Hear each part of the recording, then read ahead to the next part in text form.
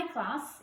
While we have been comparing the objects and stating which we think is heavier, I've noticed that a lot of students are always saying that the larger object is the heaviest.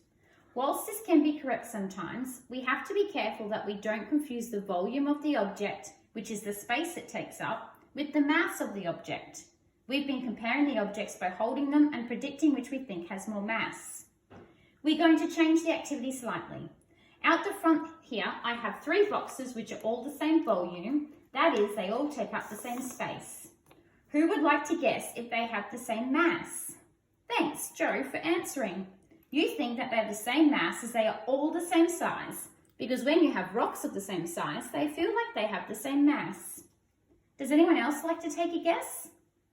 Great, thank you, Sarah. You think that they might have different masses because they might be filled with different things, making some heavier than others.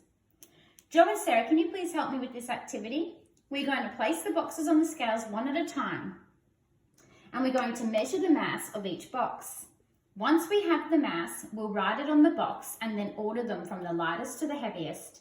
This will help us to see if the volume of the object has any effect on the mass of the object. Okay, so we're going to take our first box.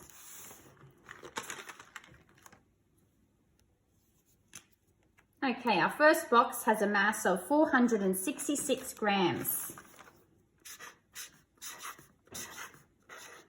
So we're going to place that box up the top here. Okay, our next box we're going to pop on the scales, and it has got a mass of 190 grams, which means it is lighter than this box, so we will place it before it. And our last box here has got a mass of 119 grams, which makes it the lightest. So we're going to put it at the beginning.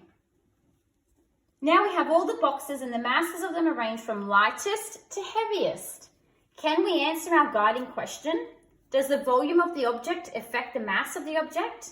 As we can see, all of these boxes are the same volume as they are the same size, but they have different masses. We can't just look at 2 objects to work out if one is heavier than the other. We have to measure the mass of the objects using the scales to work out which would be heavier or lighter.